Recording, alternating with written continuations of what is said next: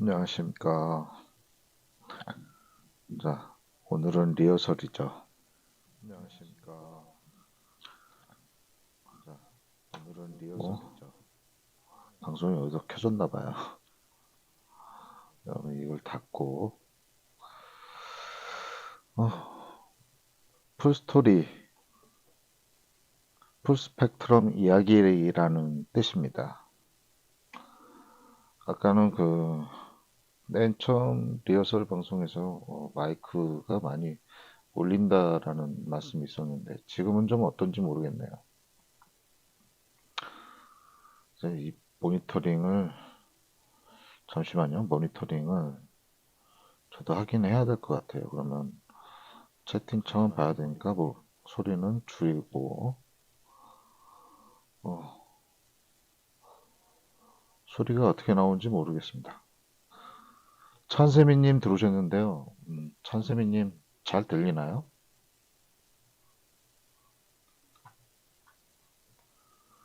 아, 아까는 많이 울린다고 했는데 소리가 지금 잘 나온다고 하시네요. 뭐 울리거나 뭐 하울링이나 에코 기능이 들어가지는 않았죠.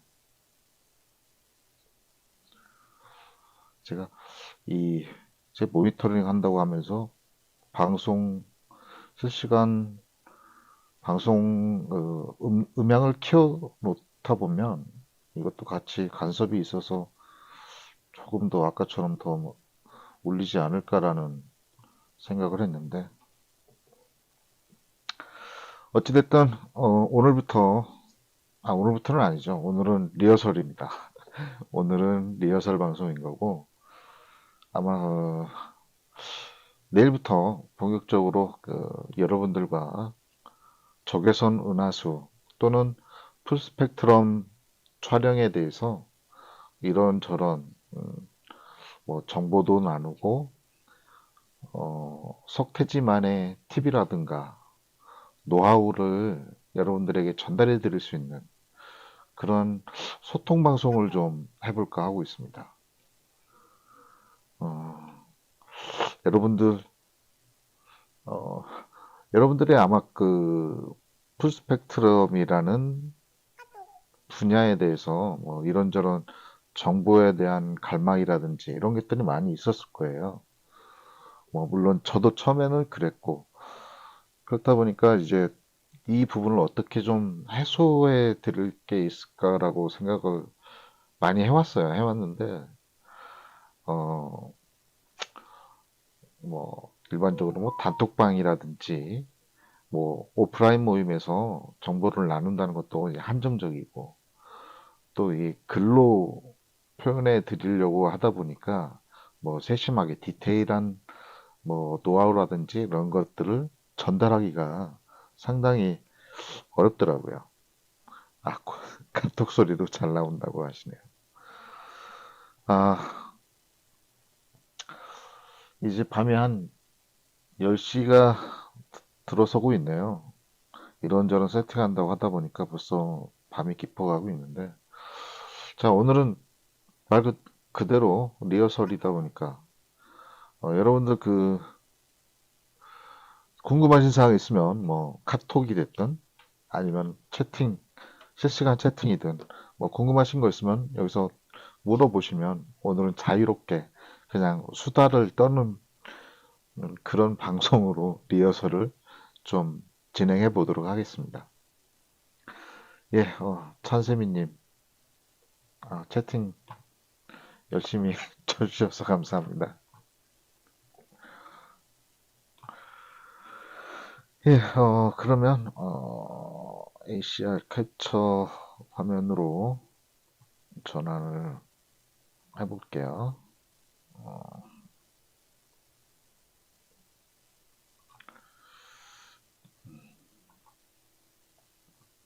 이게 넘어갔는지 모르겠네. 안 넘어간 것 같은데.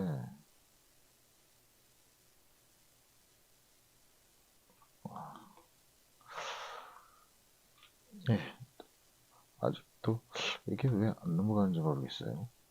이거 삭제를 해야 되겠구나. 이제 넘어가네요. 오늘 처음이다 보니까 뭐 실수가 많습니다.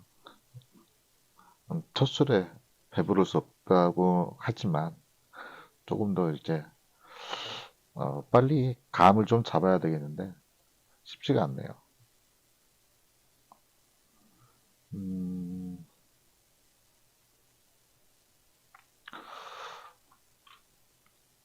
카톡방은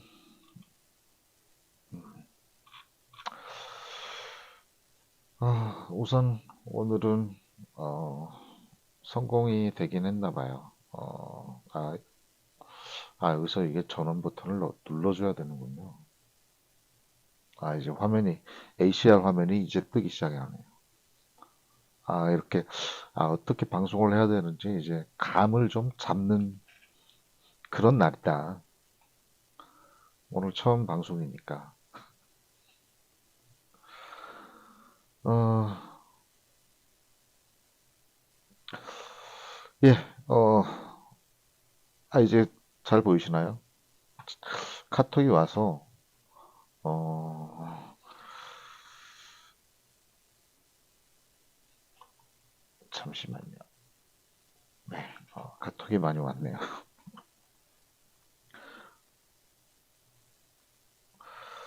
메뉴도 한번 눌러보라고요?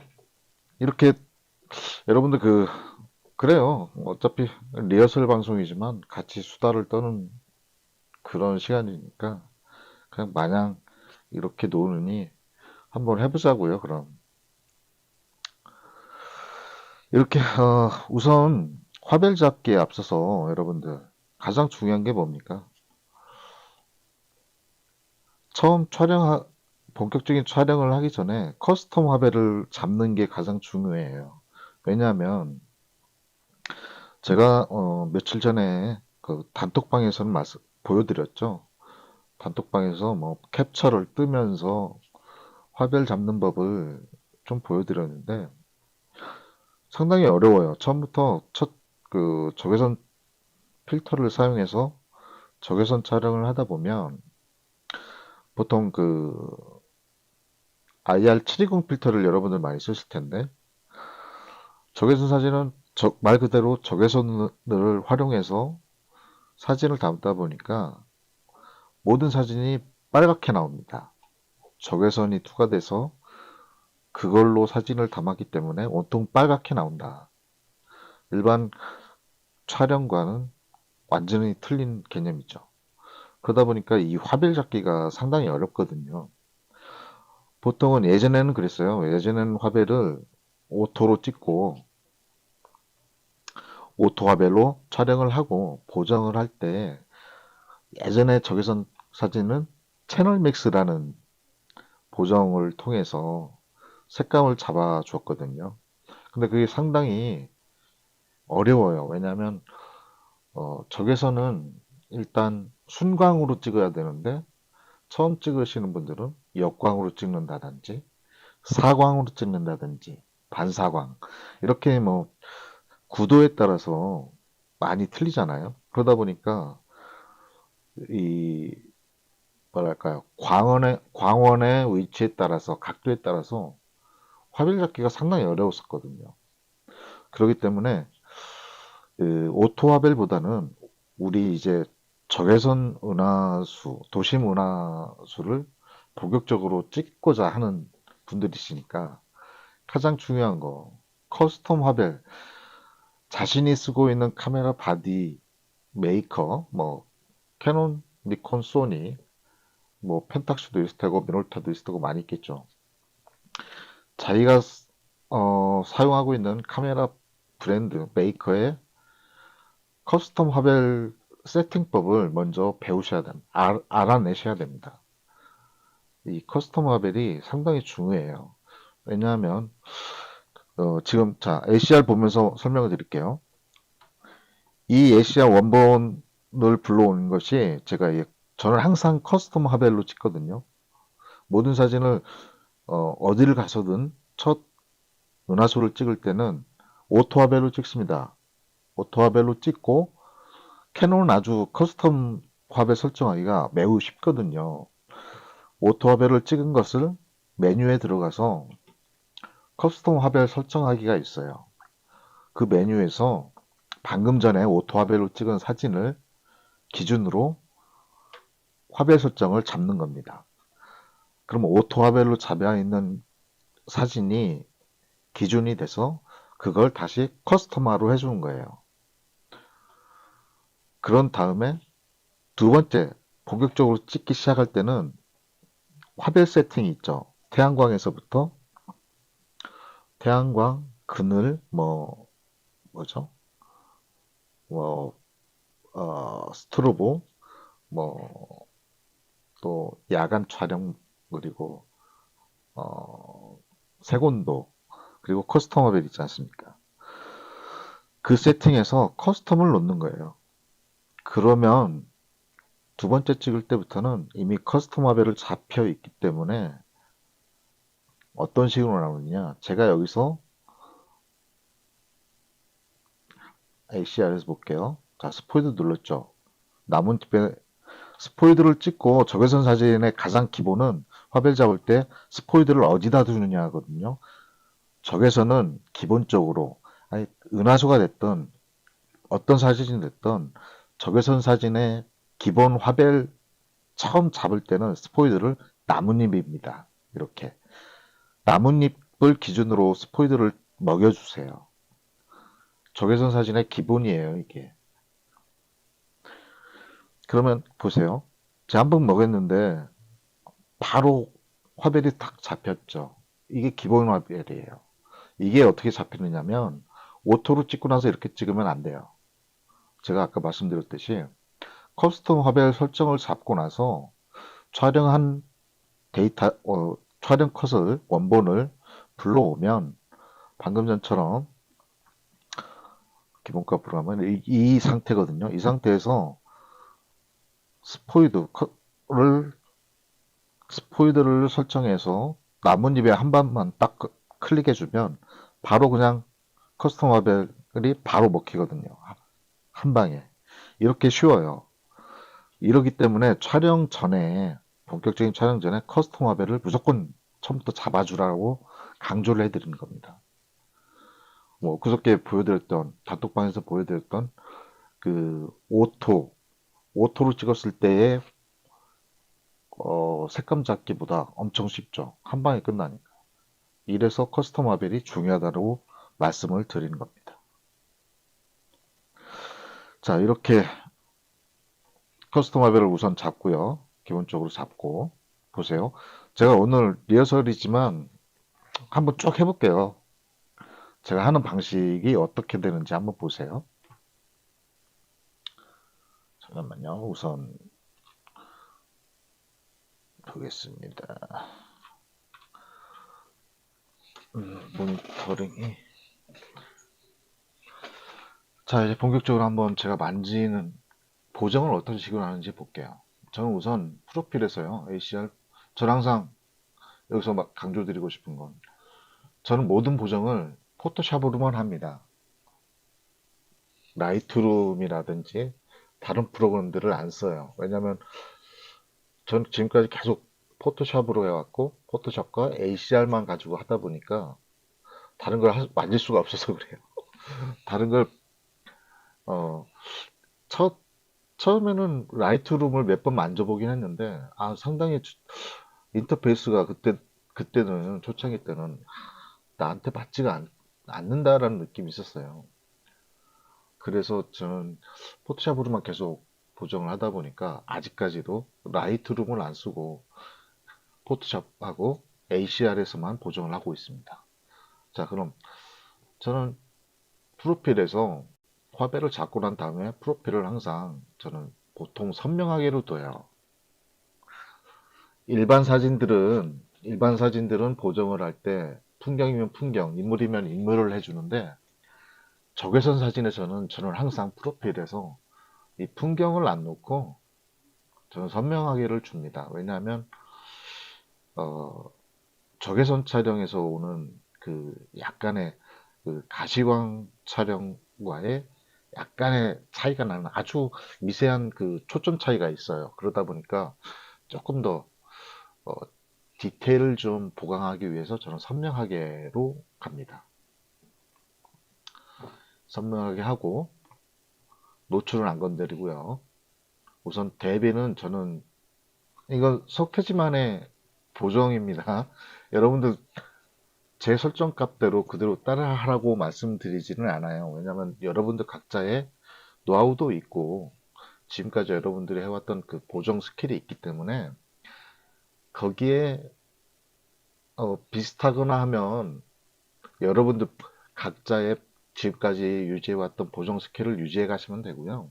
완전히 틀리다라는 부분만 저의 보정을 참고하시면 될 것 같습니다. 저는 우선 그 적외선 사진은 대비를 15 정도 올려줍니다. 15를 주고요. 지금 이 사진 같은 경우는 그 하이라이트가 그렇게 많진 않은데 저는 기본적으로 밝은 영역은 마이너스 50으로 내려줍니다. 그리고 어두운 영역을 저는 50으로 올려주고요. 흰색 계열은 25%, 25를 올려줍니다. 그리고 검정 계열은 마이너스 10. 그리고 텍스트는 이것도 이 텍스처도 일반 사진에서는 안 건드리거든요. 오히려 낮추면 마이너스 5 정도 내려주면 내려주는데 텍스처는 이 은하수 사진에서만큼 특히 적외선 사진에서는 아까도 그 제가 그 프로필에서 선명하게로 간다는 이유와 좀 대동소이한 그런 부분인데 좀 디테일 때문에 적외선 초점에 대한 디테일 때문에 그 보정 차원에서 텍스처는 한 2 정도만 올려줍니다. 2에서 뭐 5까지도 올려주는데 보통은 아주 기본적일 때는 저는 두 개 올려줍니다. 그리고 명로드는 저는 적외선 은하수든 일반 은하수든 한 방이에요. 귀차니즘이죠. 그러다 보니까 보통 이거는 보정을 저는 한 방에 이렇게 50 정도 올려주거든요. 명로드를. 근데 이거는 썩 좋은 방법은 아니에요. 그렇게. 어떤 게 좋냐면 모든 사진의 보정은요. 점진적으로 스텝 바이 스텝이죠. 점진적으로 끌어올려 주시는 게 좋은 겁니다. 왜냐하면 너무 이렇게 많이 급격하게 보정을 하다 보면 노이즈가 같이 엄청나게 올라오거든요. 이것을 방지하기 위해서 아주 조금씩, 그러니까 뭐 명로드 같은 경우도 한 25 올려주고 올려준 다음에 포토샵으로 나가서 다시 나갔다가 이렇게 나갔다가 다시 이거를 다시 필터 ACR로 불러오겠죠. ACR로 불러와서 다시 여기서 명로드를 다시 또 올려주는 이런 방법을 쓰는 게 노이즈 관리에서는 상당히 좋아요. 그래서 점진적으로 보정값을 높여줘라. 그게 정석이지만 뭐다? 석태지는 아까도 말씀드렸죠. 이 귀차니즘이 무지 강하기 때문에 50으로 명료도를 50으로 올려준다. 근데 아까 이거 전에 25까지 했었죠. 그러니까 명료도가 50이었는데 25만 줬으니까 여기서는 두 번째니까 25 정도만 올려준다고 치고요.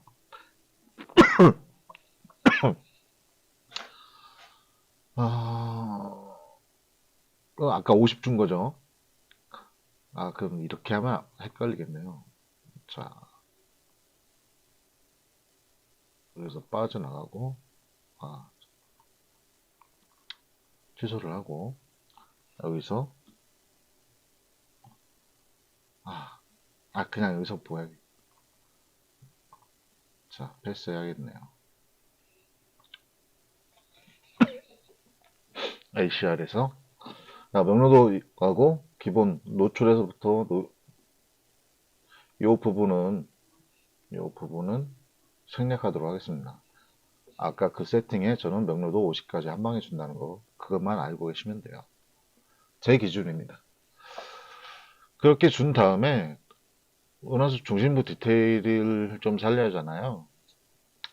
저는 그래서 여기서 필터 효과를 줘요. 필터 효과를 주고 브러쉬를 택하겠죠. 브러쉬에서 은하수 중심 부분만, 은하수 중심부만 끌어올릴 겁니다. 전 다른 부분은 안 끌어올려요. 여기서는 안 끌어올려요. 그냥 은하수 중심부만, 중심부 쪽만 블러쉬로 선택을 해서 칠해주죠. 그런 다음에 여기서도 한 번 더 뭐를 하느냐. 다른 건 안 건드립니다. 명료도만 올려줘요. 아까 원래 50 줬는데, 줘야 되는데 25만 줬죠. 그래서 여기서도, 여기에선 보통 25 정도 주는데, 아까 25밖에 안 줬기 때문에 50 정도 줄게요. 주고 나서, 줬죠. 이것을 포토샵으로 이제 가는 겁니다, 이제.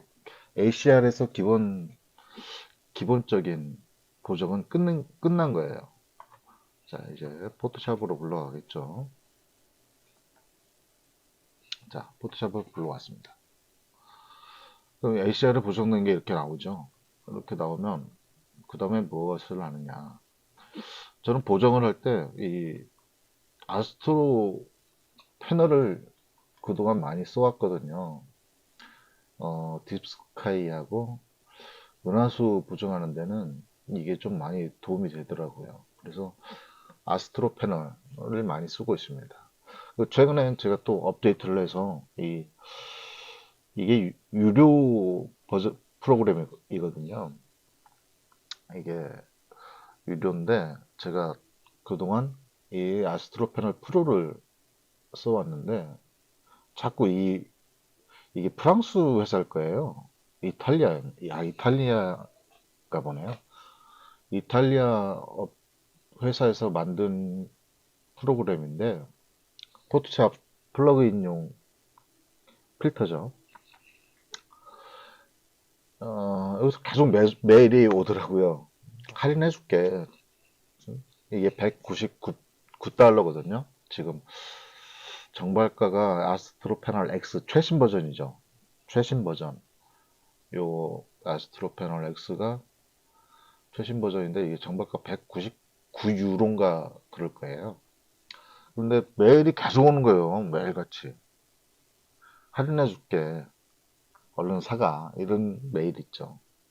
이번 기회밖에 없어. 마지막 기회야. 이런, 이런 낚시 메일이 계속 오더라고요. 근데 처음에는 뭐 49불, 뭐 이렇게, 49유로 이렇게 내려가다가 최근에 14.9유로에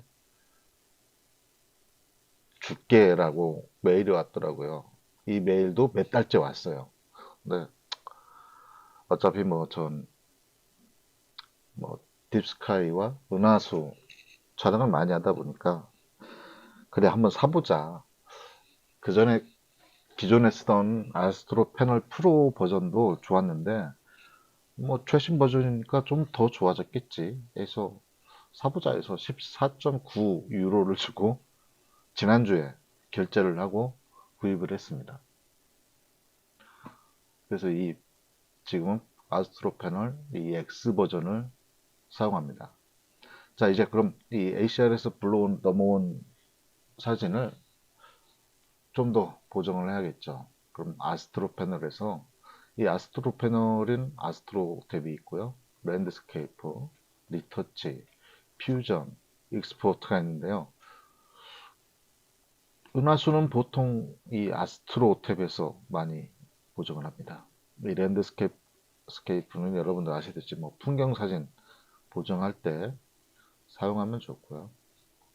근데 어차피 뭐 은하수도 풍경이나 마찬가지니까 가끔 아스트로하고 이 랜드스케이프에서 이 두 개를 활용해서 보정을 하고 있어요. 그 밖에 리터치 이거는 뭐 인물 사진 찍는 분들에게 좋은 탭이고요.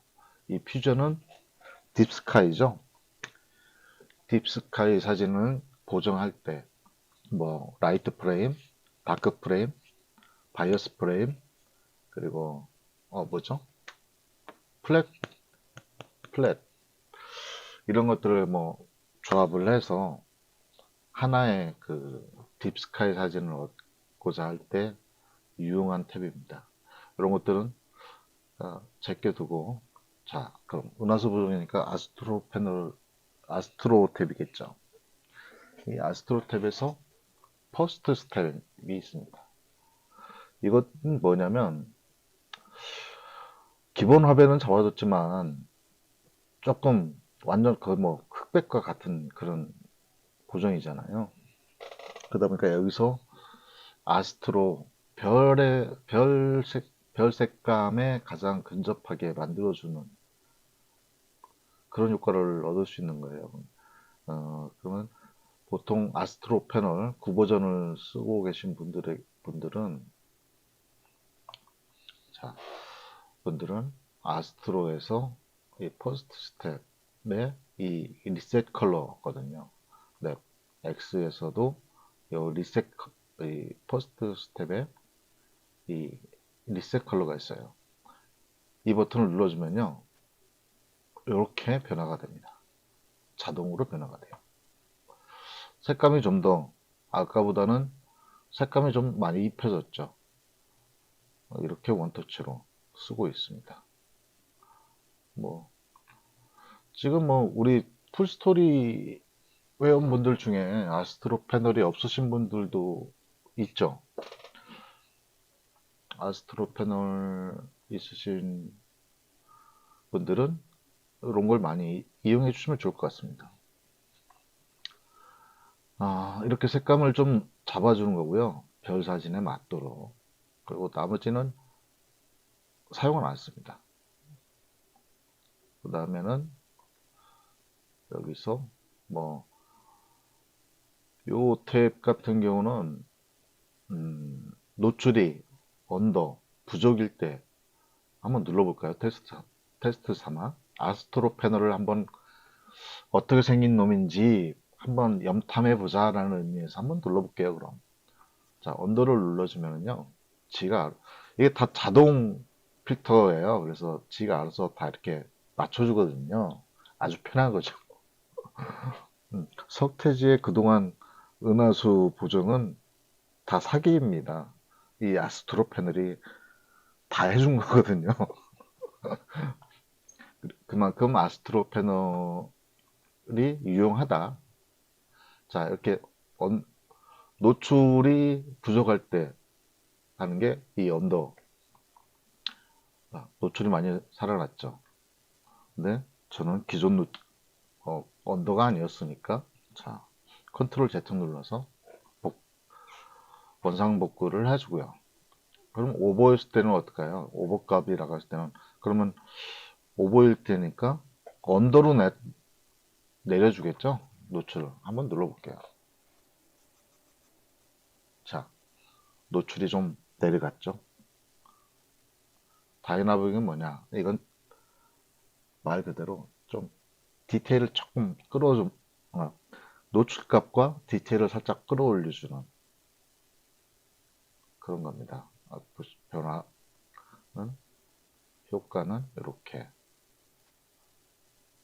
기본과 다이나믹을 적용했을 때 차이입니다. 저는 뭐 이건 안 써도 되니까.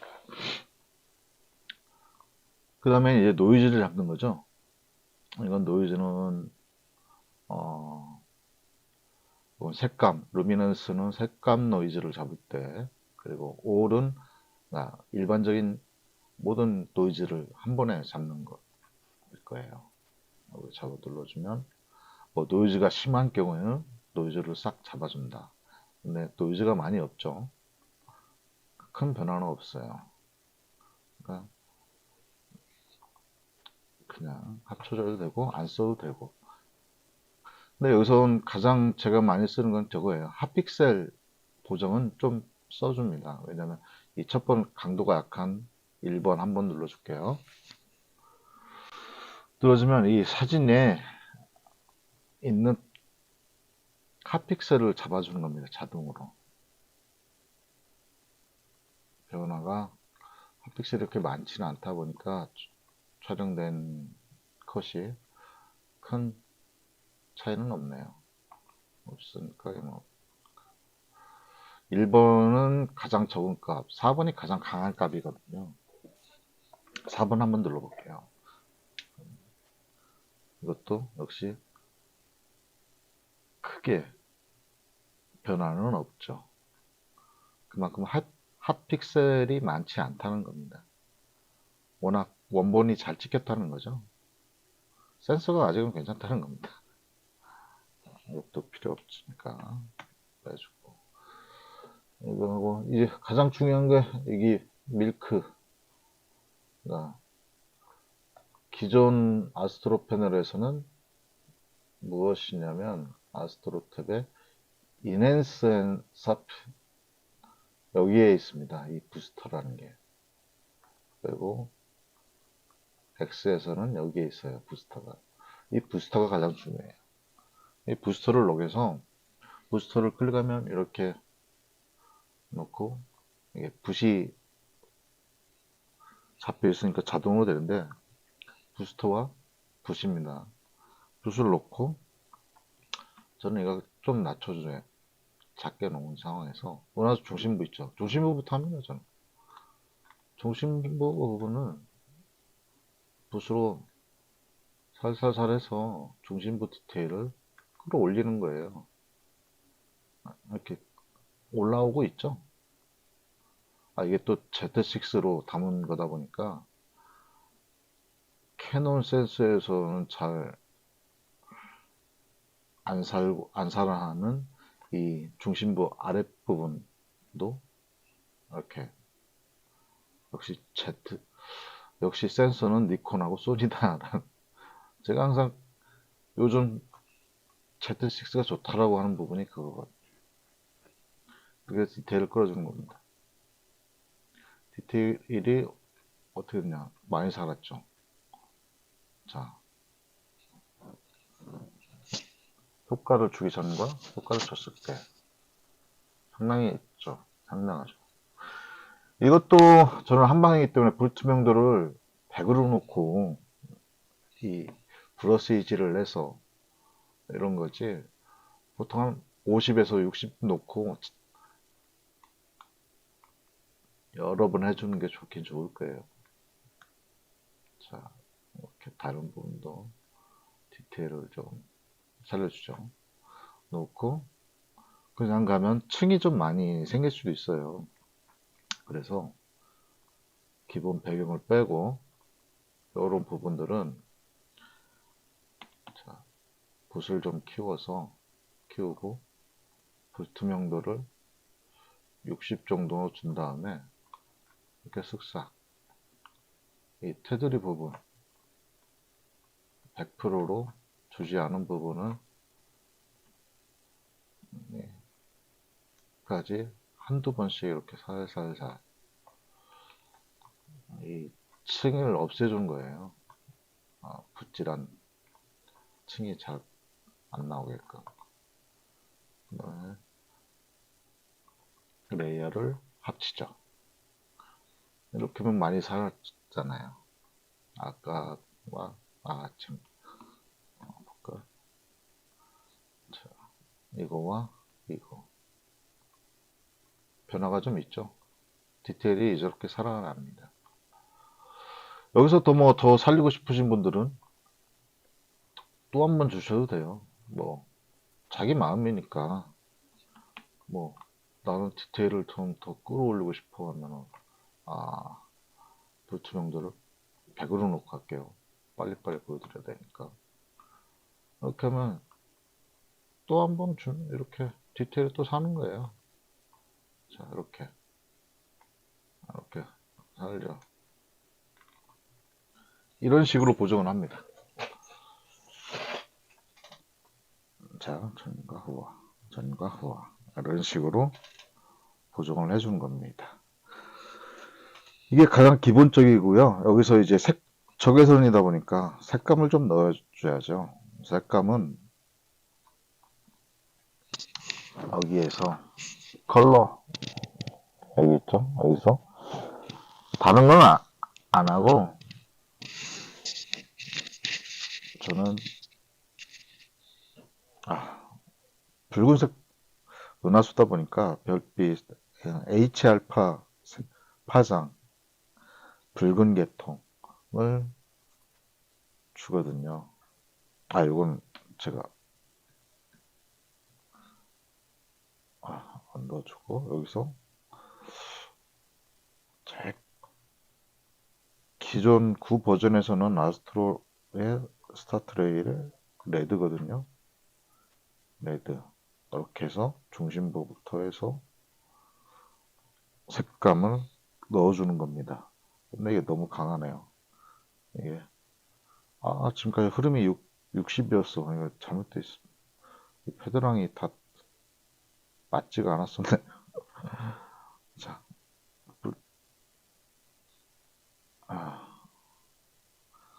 60 정도로 넣고 색이 너무 과하면 안 되니까 볼트명도를 조절을 해서 중심부랑 이렇게 조금 색감을 좀 넣어주는 겁니다. 이렇게 해서 도나스 색감을 넣어주면 됩니다. 넣고 뭐 레이어 병합시키는 거죠. 그게 없어요. 뭐 별다른 건 색깔을 여기서 줘야 돼요. X는 최신 버전에서는 아까 기존 보세요. 차이가 여기서는 스타트레일의 레드였는데 X 최신 버전에서는 스타트레일의 이 레드가 아니고 딥스카이에 있는 요 레드 요걸로 색깔을 넣어주는 거거든요. X에서는 그 외에 놓고 뭐 이런 부분들은 뭐 아스트로 패널 뭐 X를 쓰신다면은 쓰시는 분들이 계셔서 뭐 요청을 하신다면은 그때 추후에 뭐 자세한 건 알려드리도록 할게요. 뭐 뉴블라라든지 이거는 은하수 별하고 성운 별 성운 은하수 이런 디테일을 좀 끌어내주는 거고요. 이 필터라는 것은 별을 좀 약간 너무 많을 때 별을 약간 줄여주는 감쇄시키는 그런 기능입니다. 이렇게 해가지고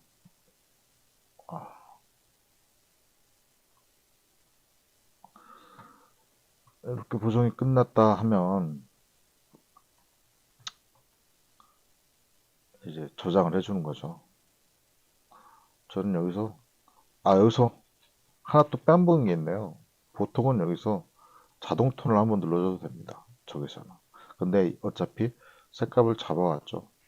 잡아왔다 보니까 자동 톤을 제가 아까 빼먹었는데 자동 톤을 눌러줘도 좋다. 그리고 그 자동 톤은 이미지에서 이 자동 톤은 적외선 사진에서 오토 화면을 찍었다든지 할 때, 그리고 이 커스텀 화면을 찍었어도 이 자동 톤 한번 눌러주면 색감 잡기가 좀 더 색이 자동으로 또 잡혀요. 굳이 뭐 채널 믹스로 안 가더라도 괜찮다. 이렇게 했으면 뭐 보정했으면 보통 저는 모든 보정본을 4000 픽셀 사이즈로 맞추기 때문에 크기를 잡아주고 여기서 한 번 더 하는 게 있죠. 제가 잘 많이 하는 스타 스파이크 프로 필터. 그 전에 뭐 어차피 고감도로 찍잖아요. 보통 별 사진은 특히 야간 사진이다 보니까 3200, 4000 적외선은 뭐 6000 만으로 찍을 때도 있어요. 뭐 광원이 이 독립기념관 같은 데는 뭐 주변 밝기가 좀 있다 보니까 이건 감도가 3200밖에 안 줬었는데 뭐 하천 뭐 왕대나 나무라든지 이런 데에서는 광원이 주변에 많지 않거든요. 그럴 때는 적외선 필터를 쓰다 보니까 ND 필터 효과처럼 광량이 많이 부족해지죠. 그러다 보니까 디테일을 끌어올리기 위해서 감도를 만까지도 올려서 찍는 그런 경우가 있어요. 그럴 때는 노이즈를 좀 한 번 더 잡기 위해서 저는 노이즈의 발군의 실력을 가지고 있는 토파즈 디노이즈를 써주죠. 자, 토파즈 디노이즈도 한번 소개시켜 드리야겠네요. 자, 이게 토파즈 디노이즈 프로그램이에요. 노이즈를 또 잡아주는 그런 프로그램이죠. 자, 네 가지 유형의 자동이 있습니다. 자, 어떻게 잡아주느냐 한번 보세요. 스탠다드, 클리어, 로우 라이트. 자, 어떤 게 가장 네 개 중에 저는 보통 스탠다드 아니면 클리어를 많이 쓰거든요. 근데 여기서는 그냥 노말로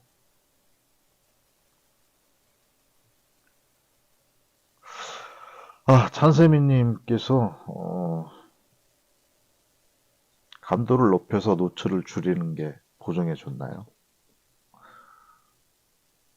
감도를 높이면 노출은 줄일 수 있지만 노이즈는 더 올라가죠. 아무리 뭐 요즘 뭐 고감도 노이즈 좋아졌다고 하지만 그만큼 어, 감 감도 높이고 노출을 줄이면 노이즈는 많아지잖아요. 그거보다는 뭐 어느 정도 별이 안 흐른다는 그 500룰에 따라서 500룰을 기준으로 해서 렌즈 화각의 최대 어, 셔터 스피드를 주는 쪽으로 놓고 감도를 조절해 주는 게 가장 맞다고 저는 봅니다. 뭐 적도율을 쓴다면은 좀 더 뭐 장노출을 줄 수 있겠지만 그렇지 않다라고 하면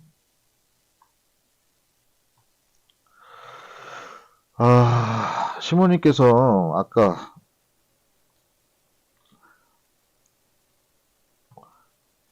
이 서버 이거 이게 가장 잘 잡는다고 그랬죠. 이게 가장 잘 잡아주긴 해요. 맞아요. 잘 잡아주긴 하는데 이거 너무 뭉개버리거든요. 자 보세요. 차이를 보세요. 스탠다드가 기본적이거든요. 노말 노이즈 감쇄고 이건 노이즈도 많이 잡아주지만 디테일도 많이 뭉개져 버리거든요. 그래서 저는 잘 안 써요, 거의. 엄청난 노이즈가 아닌 이상은 잘 안 써요. 보통 스탠다드 아니면 클리어를 씁니다. 지금까지 디테일을 살리기 위해서 그렇게 핸들을 왔는데 디테일 다 살려놓고 나서 마지막에 이렇게 디테일을 다 깔아넘기면 그럼 하나만 나잖아요. 그래서 저는 보통 클리어, 클리어를 선택해서 잡아줘요.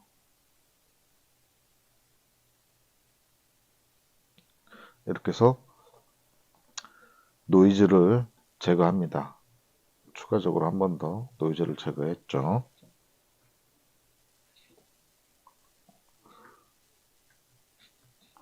자, 노이즈를 전 그래서 그 네 번째 거는 잘 안 써요. 디테일을 많이 망가뜨리기 때문에.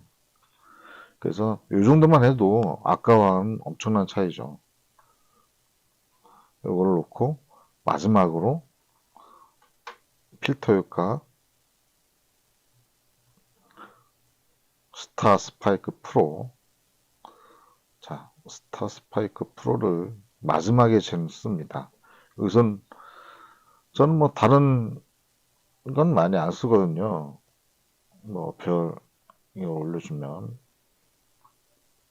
색감도 살리긴 하지만 별들이 너무 많아요. 저는 이런 건 안 써주고요. 이런 거는 일반적인 적외선에서는 안 써주고 그냥 별 하나만, 안타레스 하나만 스파이크를 넣어줍니다, 요즘. 이렇게 해서 이렇게 조절을 해서 그날 제 기분에 따라서 별 스파이크를 안타레스 하나에만 넣어주거든요. 이렇게 넣어줬죠. 그 다음에 최종적으로 이제 저장을 하는 거죠. 제, 제 보정은 제 보정은 지금까지 이 과정이에요. 그래서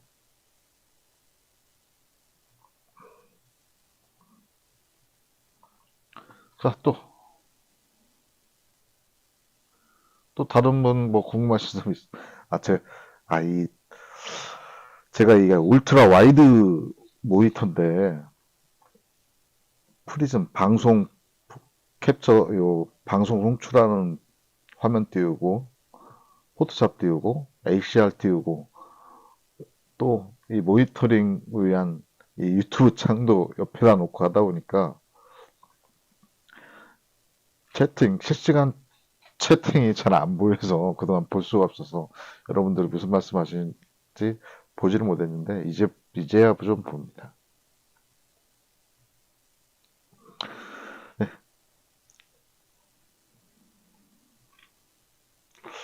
뭐 이게 가장 기본적인 석태지의 가장 기본적인 은하수 보정법이에요. 나머지 보정이야 뭐 여러분들 뭐 다 아시잖아요. 사진 하시면서 보정을 해왔으니까 이런 센서에 묻은 맞나? 이게 아닌데. 아, 힐링 브러쉬가 선택이 안 됐네요. 이런 먼지,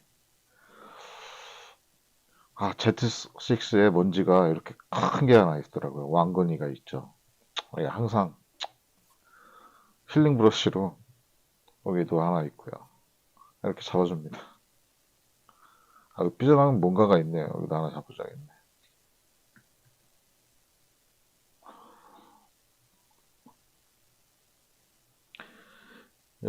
요게 지금까지 가장 기본적인 거고요.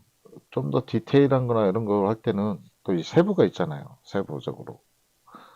지금 여기 같은 경우는 별이 많지 않은데 요즘 뭐 유행하는 뭐 딥스카이 보정 프로그램인 뭐 픽스나이트라든지 이런 거에서 이제 스타넷이라든지 이런 걸로 이제 별과 스타넷 프로를 한번 보여드려야 되려나? 아, 그건 다음에 오늘 리허설이니까.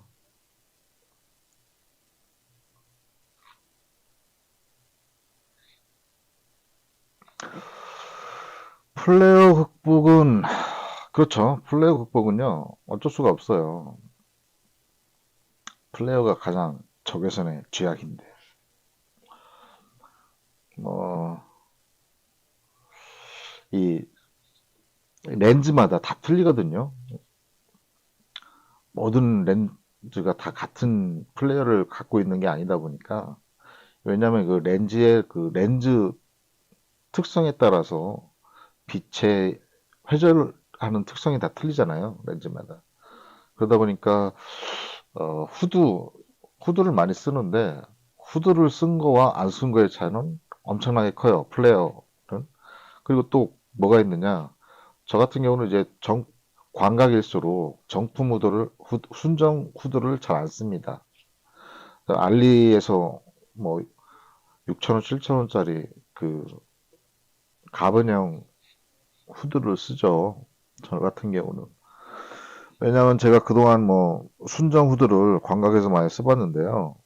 순정 후드 특히 이 꽃무늬 후드 같은 경우는 뭐 아래 위의 커버 영역이 넓다든지 넓으면 양 사이드가 좁다든지 이렇잖아요.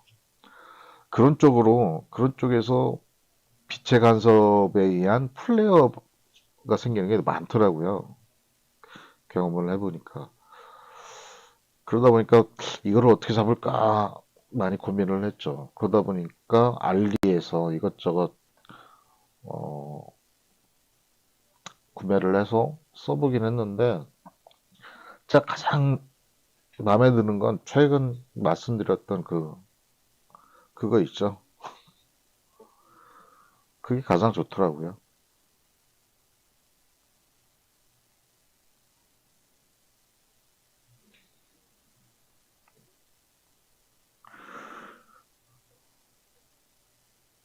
예, 저는 원형 고무 후드 그게 가장 만족스럽습니다. 제일 만족스럽습니다. 지금까지.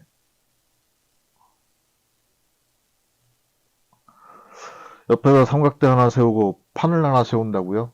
그럼 은하수 찍어 다닐 때마다 삼각대를 하나 더 들고 다니셔야 되고 판때기도 하나 더 준비해가지고 다니시려면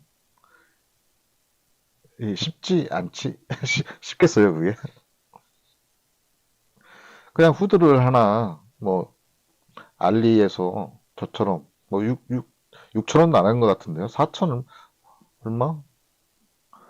배송비에서 6천 원씩 줬나? 그거 가지고 엄청 편하죠. 삼각대 하나 더 들고 어, 가림막 하나 더 들고 다니는 것보다.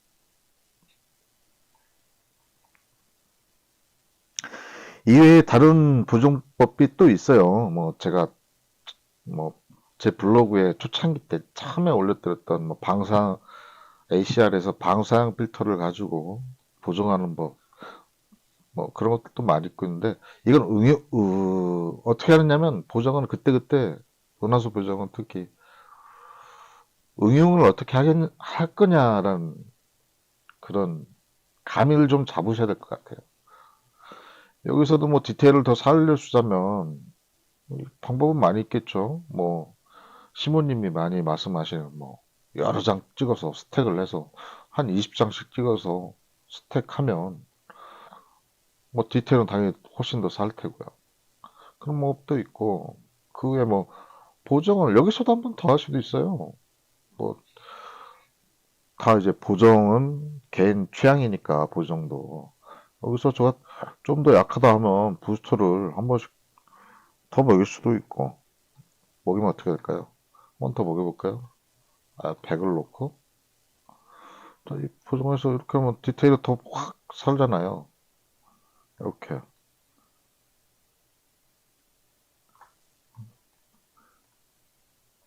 이렇게 해서 한 번씩 더 해주는 방법도 있어요. 지금까지 한 것은. 그러면 디테일은 더 살죠.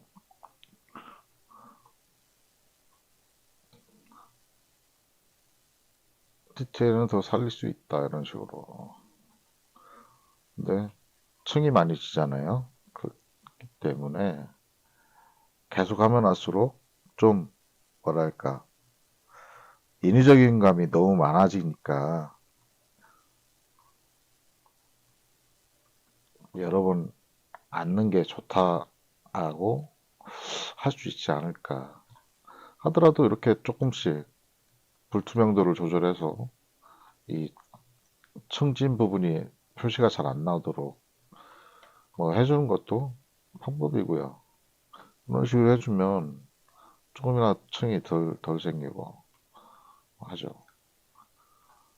이렇게 놓고 여기서 또 나는 이것도 부족이다. 한 번 더 먹이는 거예요, 부스터를. 이렇게 계속 먹일 수가 있어요. 그럼 노이즈도 살고 엄청 올라오고 자 하겠지만 이렇게 하면 되는 겁니다. 뭐 어려운 건 없어요, 보정에.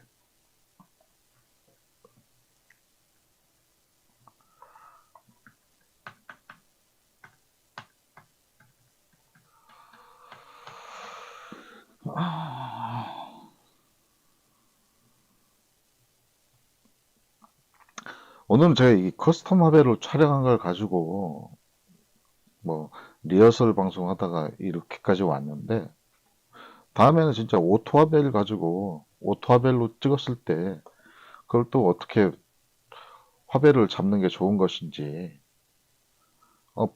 본격적인 방송할 때는 그때 또 세부적으로 가자고요. 오늘은 뭐 리허설 한다고 했는데 이렇게까지 왔으니까.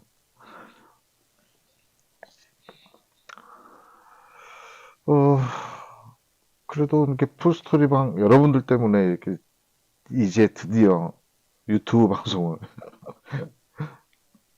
정말 하게 됐습니다. 예전부터 한다고 뭐 다 준비를 해놨었는데 그 귀차니즘 있죠. 그것 때문에 안 했었거든요. 그래서 유튜브는 그냥 제 개인적인 뭐 소장 뭐 일반 뭐 하드라든지 다른 뭐 클라우드라든지 이런 데 보여가도 해도 되는데 그때부터 뭐 보기가 어렵잖아요. 그래서 유튜브가 좋겠다 해서 유튜브는 좀 개인 소장용 그 예전부터 조금씩 해오던 영상을 좀 올려놓는 그런 공간으로 저는 유튜브를 계정을 만들어 놓은 거였는데 어, 이렇게 또 하게 되네요. 음, 나중에는 유튜브 그자도 지금 R5하고 뭐 캡처보드랑도 다 있거든요, 차에. 장비들은 다 있어요. 장비는 다 있어서 제가 뭐 실시간으로 직접 은하수 촬영하는 현장에서 실시간으로 라이브 소통을 좀 해볼까 해서 장비들도 다 준비를 해놨는데 그 귀차니즘 때문에 않고 있었거든요. 이제 유튜브를 하기 시작했으니까 뭐 여러분들과의 그 소통하는 방송이지만 그래도 뭐 유튜브를 해서 뭐 구독자 수 엄청 늘려서 뭐 돈을 벌겠다 그런 마인드는 아니에요. 그런 깜도 안 되고 다만 이제 은하수를 좋아하고 별을 좋아하는 분들 뭐 딥스카이 시즌에는 또 딥스카이 찍으면서도 심심하잖아요. 그래서 딥스카이 현장에서 표를 지금 뭐 많은 분들이 많이 하시죠. 실시간 방송을 하려고 뭐 다 준비는 다 끝났습니다. 귀차니즘만 없으면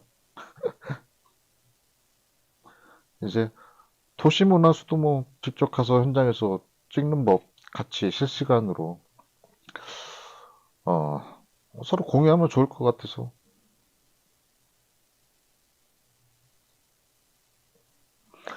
딥스카이트는 춥지만 밖에서 하나요? 어차피 우리 시모님이나 나나 뭐 다 GW 시스템 원격 촬영 다 되는 시스템 다 구축돼 있잖아요. 어, 어차피 찍어 와서 화면도 무선 영상 전송기도 다 있거든요. 그러니까 세팅은 딥스카이는 추우니까 밖에다 세팅해놓고 장비는 모니터고 차 안으로 가져와서 차 안에서 방송하면 되잖아요. 이렇게 캡처보드를 써서 딥스카이 촬영하는 거는 또 캡처보드로 영상 송출하고 그러면 되니까 차 안에서도 가능하다는 거예요. 딥스카이 역시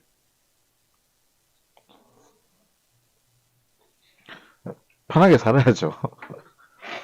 어디 밖에서 한겨울에 영하 20도 이런 데 가가지고 뭐 방송한다고 오돌오돌 떨면서 방송할 수는 없잖아요.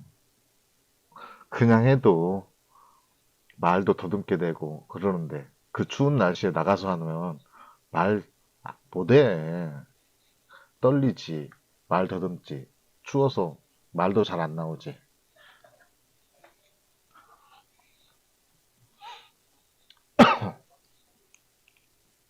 마이크도 있고 다 무선 마이크부터 해서 전부 다 지금 쓰고 있는 겁니다. 이 셀프 카메라만 지금 켜놓질 않아서 그렇지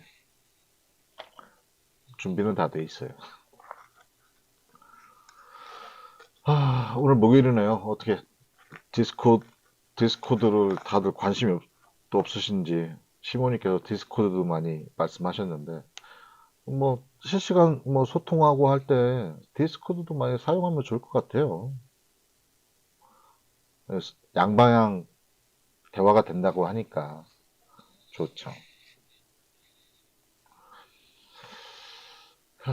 제 사진을 보여드려야 되겠다. 이 Z6 원본들이에요.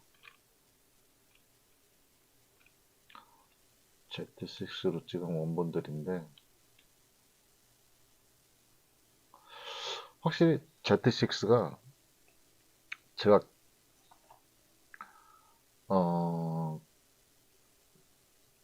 23년도? 지금 23년도니까 정확히 20년 된 것 같네요. 제가 본격적으로 사진을 시작한 2003년도부터 제가 올림푸스 카메라를 가지고 시작을 하기 시작해서, 뭐 그 전에 어렸을 때 뭐 아버지 카메라 뭐 이런 거, 아빠 카메라라고 하죠. 아빠 카메라 쓰던 거는 그 사진 한 게 아니니까. 본격적으로 한 건 2003년도부터 시작을 했으니까 딱 20년 됐는데, 20년 동안 거의 뭐 다 캐논이었어요. 한때 소니 717 쓰고 할 때, 소니 717 한 6개월 쓰고, 니콘도 좀 썼었어요. 니콘 D80인가? D80도 한 1년 가까이 썼는데, 어, 그러고 있다가 캐논에서 20D 나오면서, 20D 출시하면서, 그때부터 계속 꽂죠. 계속. 메인 카메라는 캐논이었거든요. 그러니까 캐논만 써왔는데, 어, 캐논의 그 사골 센서, 사골, 센서 우려먹기 말이 많고 욕도 많이 먹었잖아요. 요즘들 미러리스 오면서 캐논 센서도 많이 좋아졌긴 했는데, 제가 느끼는 걸로는 많이 좋아졌는데, 이번에 Z6를 쓰다 보니까, 하늘과 땅 차이는 좀 과한 거고, 차이가 좀 많이 난다. 캐논 EOS R에 비해서 Z6가 훨씬 더 좋다. 어. 물론 뭐 니콘이 소니 센서를 수율해서 쓰다 보니까 소니하고 니콘 센서가 좋을 거라는 얘기들은 사진하는 쪽에서 SLR 클럽에서도 많이 뭐 2, 3년 전부터 계속 얘기는 나왔던 거였고, 그래서 뭐 그래도 큰 차이는 없을 거야라고 했는데, 막상 써보니까 아니 ZX6를 들이게 된 계기도 그거거든요. 시모님이 니콘 유저시니까, 니콘 언제죠? 2월 달이었나요, 시모님? 2월 말이었나? 3월?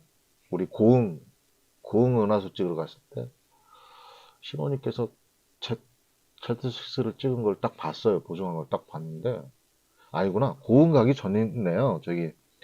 저기서 찍었을 때 하남, 그 양수리 그 물회정원에서 찍었던 그 적외선 은하수 사진을 딱 보고 나서, 이야, 이거 보정까지 한 건데, 이야, 이렇게 깔끔하게 보여? 진짜 깔끔하게 보였어요. 캐논으로 이렇게 찍어서 보정을 하면 캐논은 자글자글한데, 야, 니콘이 이렇게 깔끔하고 선명해? 아, 니콘이 좋긴 좋구나 하고 있었는데, 고흥 가서 또 찍었죠. 찍어서 이렇게 보다가 시모님이 또 보정한 걸 또 우리끼리 이제 드림워커님하고 저하고 이제 시모님 세 명이 갔었으니까, 야, 원본 한번 줘봐 해서 했더니 원본을 보내주시더라고요. 그래서 그 Z6 원본을 제가 보정을 해보니까, 지금까지 캐논 보정할 때하고 보정 관용도가 진짜 차이가 나는 거예요. 깔끔하기도 하고 노이즈도 그렇게 많이 안 나고. 그래서 이야, 역시 니콘 소니다. 소니로 갖고도 싶었는데, 소니 그 알파 7S 구하기가 엄청 어렵더라고요. 물론 니콘 Z6도 구하기가 어렵긴 해요. 많지는 않더라고요. 그래서 있는 찰나에 뭐 드림워커하고 시모님이 다 니콘 쓰니까 그럼 니콘 쓰자 해서 시모님하고도 상담을 많이 했죠. 시모님이 많이 도와주기도 했고 어, 뭐, 빌트록스 컨버터를 쓰면 캐논 렌즈 가지고도 다 쓸 수 있다라고 또 말해주고 그래서 니콘 Z6를 결정하게 된 그런 거죠, 뭐. 그래서 막상 개조해서 뭐 직접적으로 써보니까 야 진짜 좋아요. 니콘 좋아요. 제가 그 부산에서도 오륙도에서 제가 울산놀이님이랑 애아빠다님 그리고 트리니님한테도 말씀을 드렸듯이 뭐 Z6 좋다 말씀드렸잖아요. 정말 좋아요. 아 너무 좋아. 아 캐논에 비하면 너무 좋아. 아 은하수 중심부가 캐논에서는 캐논 R로 찍은 거 R바디 어딨어? 경주 거네. 그냥 적외선 찍은 게 아니잖아 경주 거. 아무튼 그 R로 찍으면 부산으로 또 R이 나온다.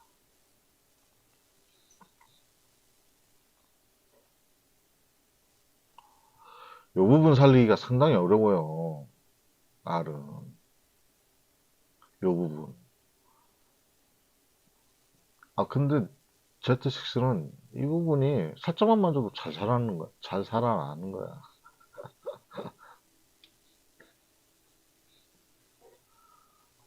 좋더라고요. 이것도 Z6인데 부산보다 더 엄청난데도 뭐 살짝만 했는데도 이렇게 바로 나오잖아요. 알 같았으면 이렇게만 나왔을 거예요. 이만큼만. 좀 더 보정하면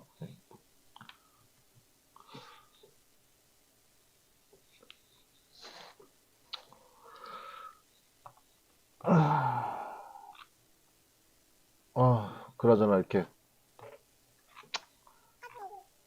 리허설 방송 많이 들어주셔서 감사하고요. 이제 어느 정도 이렇게 되면 이런 식으로 하면 괜찮겠죠? 뭐 마이크도 잘 되는 것 같고.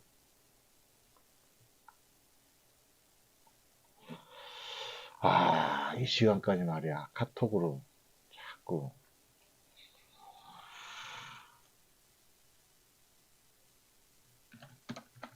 카톡이 와요. 다 사진 관련된 카톡입니다.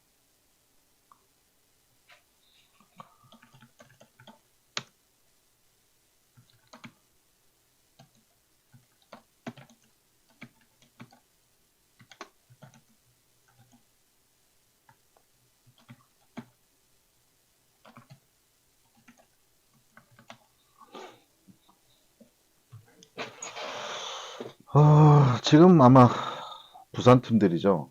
부산 팀들은 다 현재 크롭바디를 쓰고 계시는 것 같은데. 제가, 제가 기존 재작년까지 쓰던 게, 한종진님한테, 개조를 받아서 썼던 게 M1이 아니고 M3가 맞더라고요. M3로 썼는데, M3 크롭바디, M3와 풀프레임의 차이는 엄청나다. 정말, 정말 틀려요. 디테일도 그렇고. 아마 지금은 크롭 바디로 쓰고 계시지만 이제 다들 풀프레임으로 가실 생각을 하고 계신 것 같은데 풀프레임 가시면 더 좋을 거예요. 확실히 좋다라는 걸 느낄 거예요. 근데 제가 보니까 애아빠다님도 그렇고 노리님도 그렇고 도연아빠님도 잘하시더만요. 별하는 지기 카페 보니까 다들 이제 고수시더만. 아, 부산 도시문화수 깔끔하고 좋아요, 요즘. 너무 좋아요. 여러분들 올려주시는 사진 볼 때마다 부산 또 가고 싶다. 이게 계속 계속 이렇게 올라오고 있어요. 부산 가고 싶다.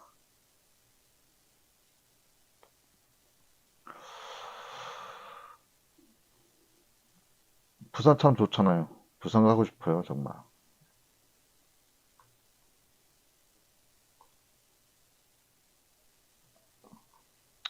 또 부산은 또 찍을 게 많으니까 부산을 또 가야죠.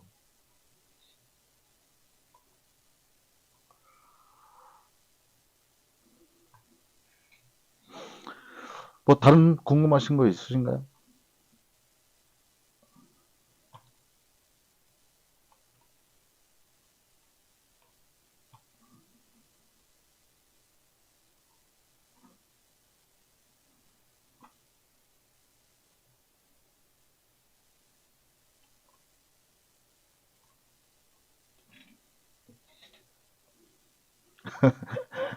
폴포가 속이 좋습니다.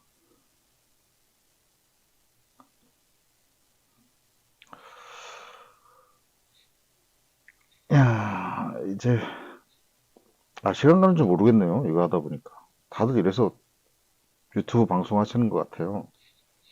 제 그동안 최근에는 뭐 그냥 일반 유튜브 방송 말고 우리 그 별쟁이들 중에 전기세님, 전기세님이 가끔 라이브 방송 하시는데 전기세님 방송 보, 보, 보면서도 시간 빨리 가는 것 같긴 하더라고요. 뭐 어떻게 얘기하다 보면 금방 이렇게 시간이 빨리 가더라. 재밌는 것 같아요, 아무튼. 그래서 전기세님이 라이브 방송을 빨리 시작하셨구나.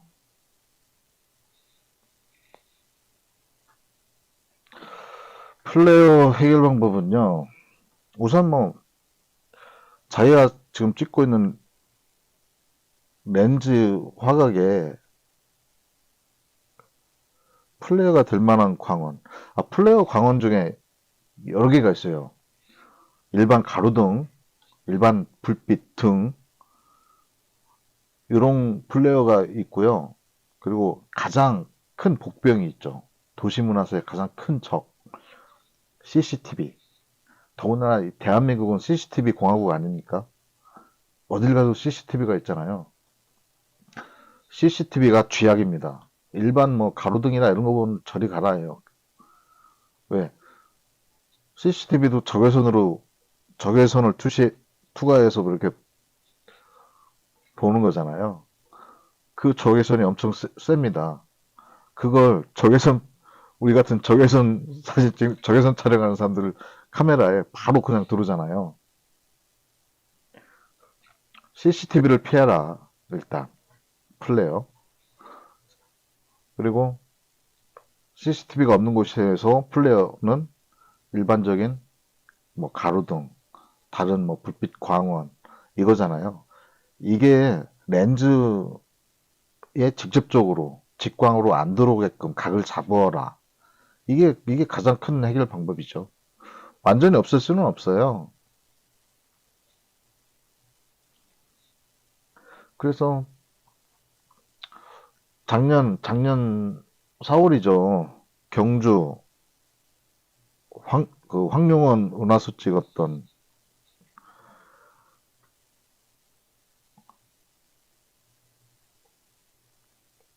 그때가 그때 시모님하고 같이 갔었는데 시모님하고 저하고도 그 플레이어 줄이기 위해서 삼각대 들고 엄청나게 여기서 찍고 저기서 찍고 엄청 움직였어요. 어쩔 수가 없어요. 그거밖에 없어요, 방법은.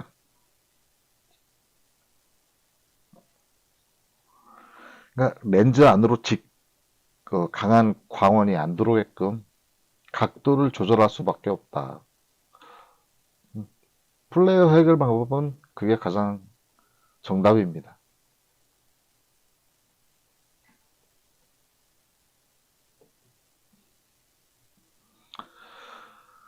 필터 없이 찍는 방법은 뭘까요? 도심에서 적외선을 가지고 은하수를 찍어야 되는데 필터 없이 찍는 방법?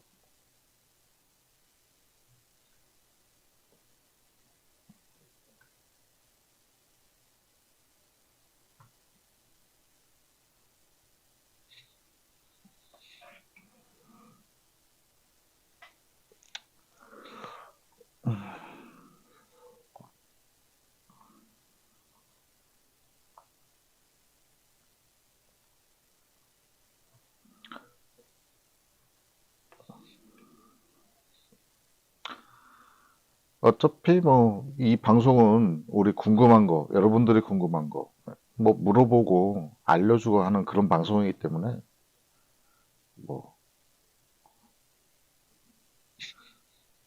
약간 어두운 것, 약간 어두운 것도 직광이 오면 어쩔 수 없죠. 어두운 곳은 당연한 기본인 거고, 어두운 곳을 찾는 것은.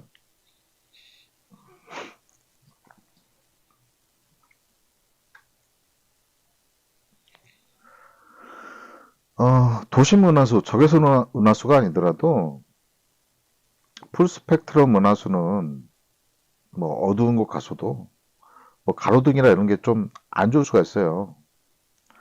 어, 일반 촬영보다 플레어를 감소시켜주는 기능을 제거했기 때문에 풀스펙트럼의 풀스펙트럼의 한계죠. 그걸 어떻게 커버하느냐인데 그 커버하기냐는 뭐 기능적으로 뭐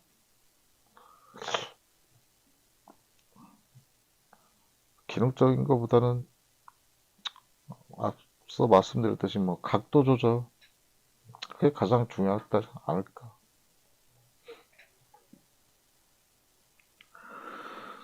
트리니님이 쓰시는 게 M1이잖아요. M1인데 M1에 맞는 추천할 만한 렌즈는 없어요. 서드파트 군에서 삼양 12mm? 10mm인가? 12mm인가? 크롭바디용. 그건 제가 M3 때 써봤으니까 뭐 성능은 괜찮고 요즘 뭐 빌트록스나 아니면 뭐 빌트록스 외에도 요즘 뭐 서드파트에서도 뭐 후발주자들 여기서도 뭐 많은 렌즈들 뭐 싸고 좋은 렌즈들 많이 나오는 것 같더라고요. 그런 걸 알아볼 수밖에 없겠죠. 뭐 제가 그런 렌즈를 써봤어야 뭐 추천을 해드리겠는데 저 지금까지 뭐 기존 캐논 EF 렌즈부터 해서 그런 걸 쓰다 보니까 서드 파트군 쪽에 있는 렌즈들을 그 필요성이 못 느꼈잖아요. 그래서 그러다 보니까 이제 못 써봤는데 그래서 뭐 마땅히 뭐 제가 써보는 렌즈가 없다 보니까 추천할 만한 렌즈는 뭐 크롭 바디에서는 그거밖에 없는 것 같아요. 삼양은 3사이즈가 최고죠. 삼양 12mm 저도 썼던.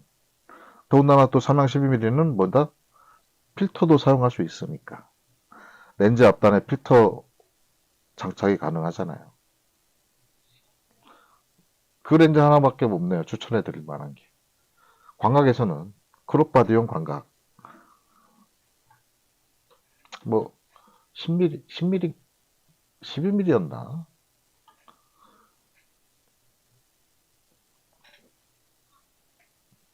그 외에는 뭐 또 그 외의 화학은 저거잖아요. 크롭바디의 한계상 또 화각이 좁아지니까 마땅하지 않고. 근데 또 이런 게 있어요. 어차피 도심문화수 적외선이면 굳이 뭐 광각으로 안 찍어도 저도 어, 한 2년 전까지만 해도 뭐한 삼양 14mm라든지 뭐 지금 작년까지도 뭐 캐논 미러리스용 1535 렌즈 15mm도 많이 쓰고 했는데 아직도 가끔 쓰지만 굳이 뭐 광각으로 안 써도 이제 작년부터 트렌드가 좀 바뀌었잖아요. 광각에서 20mm, 24mm 좀 은하수를 좀 더 키워서 찍을 수 있는, 요즘 어떤 분들은 뭐 50mm로 찍고 하니까. 그러니까 도심과 적외선 운하에서는 굳이 플레어도 많아지는 광각, 뭐 15mm, 14mm, 12mm 이렇게 점점 더 광각으로, 초광각으로 가려고 하지 말아라.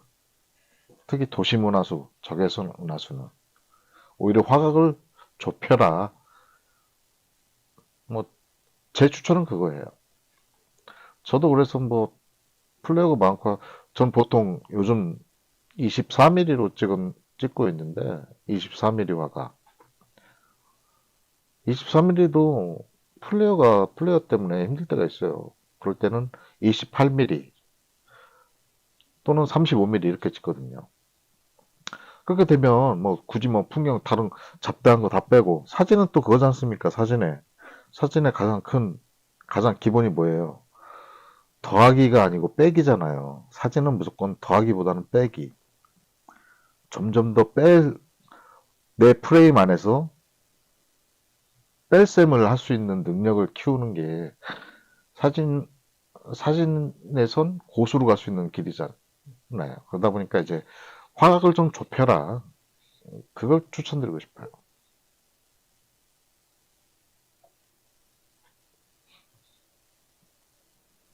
이렇게, 굳이 뭐, 이 큐레이터 문해수에서도, 뭐야, 굳이 광고 아니고, 이렇게 찍어도,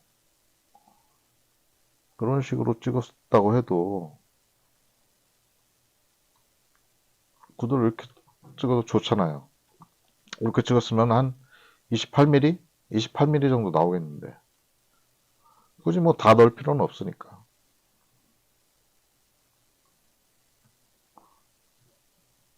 저의 개인적인 의견인 뿐입니다.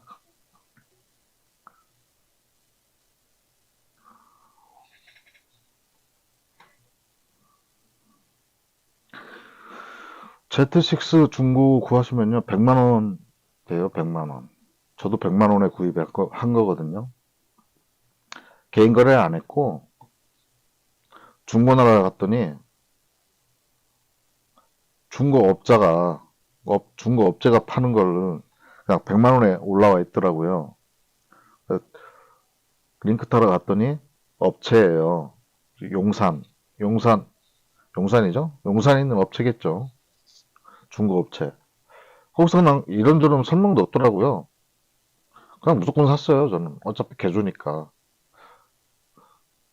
그래서 개주해서 쓰는 거거든요.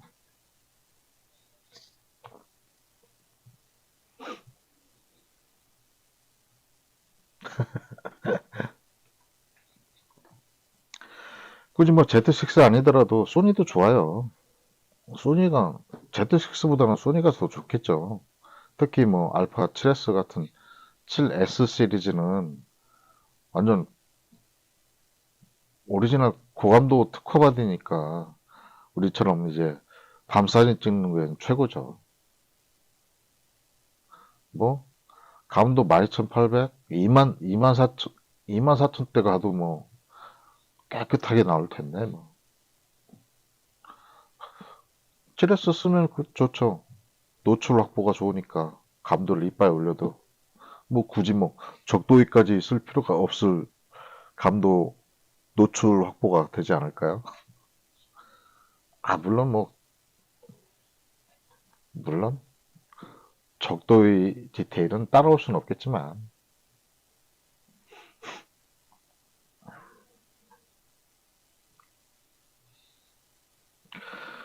소니 알파 7S 중고 시세가 보통 개인 거래, 뭐 SLR 클럽 기준으로 해서 50만 원 전이거든요. 50만 원 전후.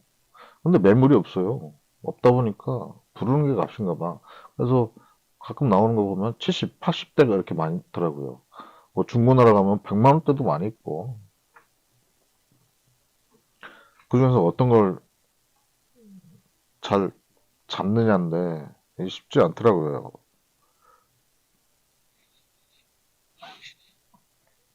중고업체에 싸게 나오는 게 있으면 구매하셔도 괜찮다. 그리고 뭐 시모님이 알려준 건데 Z6는 개조하고 나서 나중에 또 원래대로 복구하기도 쉽다니까 Z6는 좋지 않을까. 근데 우리는 또 그러잖아요. 개조를 하고 나서도 일반 촬영도 쓸 수 있으니까 우리는 뭐 보통 사람들이 말하는 뭐 센서 개조하면 일반 사진을 찍을 수 없다라는 그런 뭐 고정관념이 박혀 있는 사람들이 많잖아요. 그건 옛말이지. 지금은 뭐 다들 아시잖아요. UV, IR 컷, 필터, 그리고 커스텀 하벨. 뭐 일반 촬영 다 할 수 있죠 뭐.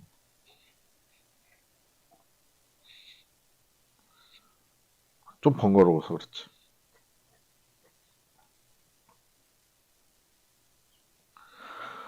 아유, 오늘 밤이 깊었습니다. 11시가 넘었네요. 아, 지금까지 리허설 방송 이렇게 많이 와주셔서 감사하고.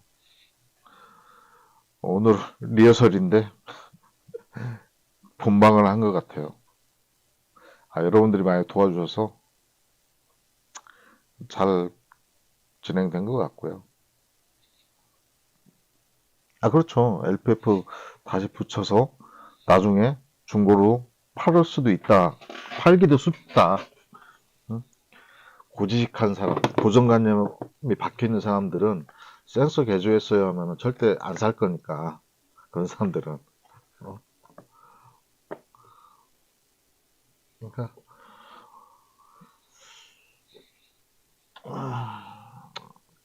그런데, 그런 게 이런 건 있어요, 앞으로. 니콘이 어떻게 할지 모르겠지만, 니콘도 캐논하고 같은 행보를 가려고 할 것 같은데,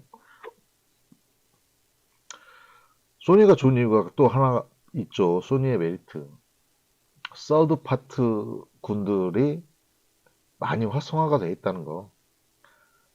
비메이커 렌즈용 아주 싸고 좋은 가성비 렌즈들을 많이 확보할 수 있다는 게 소니의 가장 큰 장점이잖아요.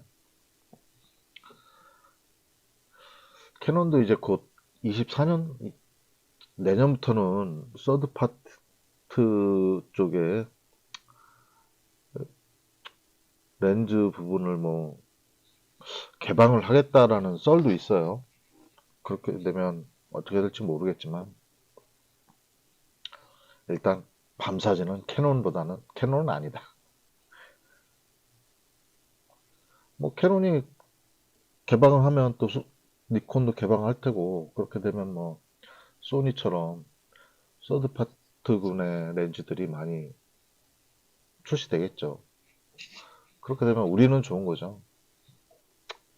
이 가성비 렌즈를 찾아야 되는데 쉽지가 않으니.